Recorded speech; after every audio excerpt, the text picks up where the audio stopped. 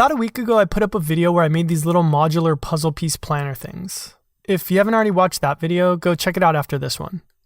But the basic idea was to make something that had one specific way to go together where it looked intentional, but that you could also stack in other ways for fun or because it looked cooler.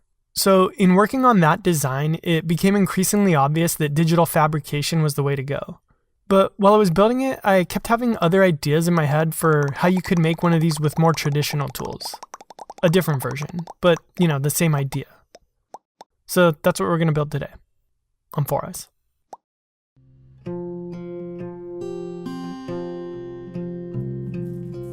So right off the bat, in coming up with ideas for this one, I knew that I wanted it to be one repetitive shape as opposed to random shapes like the CNC'd version was. The one that popped into my head first, and that I thought of as being easy to produce and really versatile with respect to all the shapes that it can combine to make, was an equilateral triangle. So that's what we're going to go with. One of the really cool things about these planners is that they take hardly any material to make. And once you've set up your cut, you can really knock out a bunch of pieces really quickly. Now, for the purposes of this video, I only made 4 planners, but you could definitely make considerably more really quickly, and make a lot more of a dramatic design. Okay, let's start cutting some wood. I started by measuring out and cross-cutting a few pieces of 4/4 cherry, which is a little bit over 3/4 of an inch thick. My finished pieces only need to be about 1/4 of an inch thick, but we'll deal with that in a minute. Next, to determine the depth, or maybe you'd call it the height, in any case, how far off the ground or the table the planners would come, I referenced the chunk of wood that I CNC'd in the other video. That way all the pieces would be the same thick and I could use them interchangeably if I wanted. Then, with my fence locked down on my table saw, I ripped everything to the finished width. Somehow in my head I got mixed up when I was figuring out how much wood I was going to use in the beginning, so I ended up with enough material to make way more than 4 of these things. Like I said in the beginning, you can make a bunch with a really small amount of wood. And honestly, it's probably only a couple cents worth of material for each planner. Next, on the bandsaw, I cut my pieces in half thickness-wise, so now I'm left with pieces that are about 3/8 of an inch thick. You could skip this step altogether if you just started with material that was thinner, but I was just using what I already had on hand.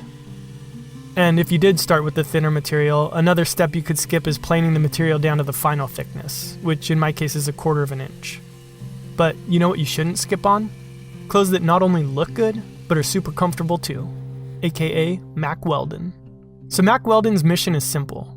Make sure all your basics are smartly designed and shopping for them is easy and convenient.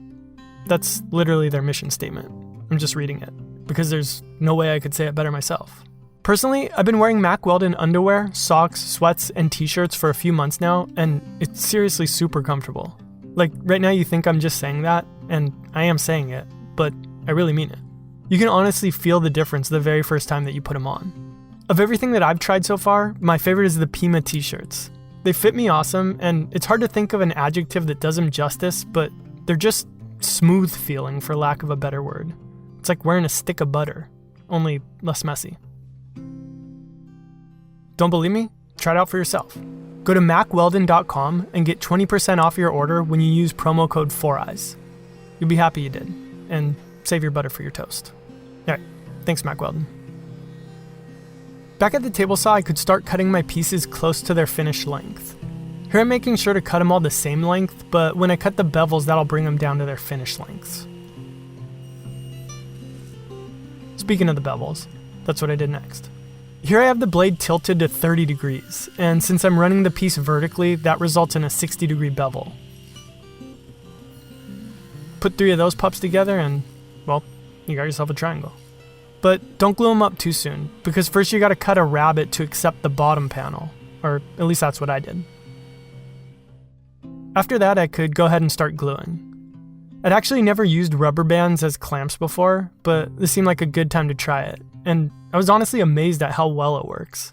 I got perfectly even pressure and absolutely no slipping at all. While those were drying, I cut some bottoms out of a sheet of 1/4-inch plywood over at the bandsaw and then glued those in after I had removed the rubber bands.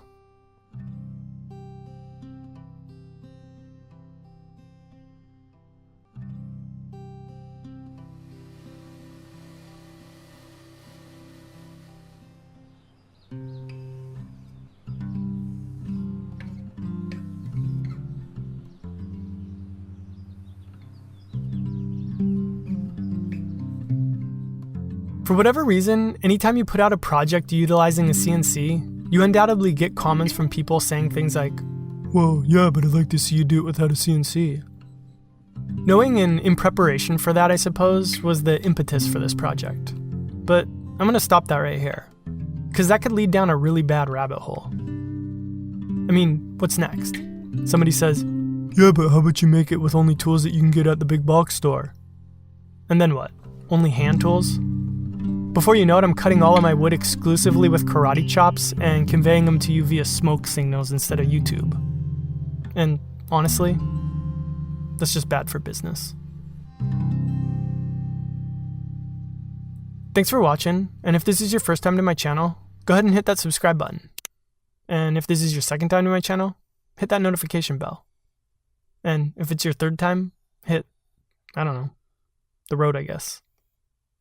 See you next time.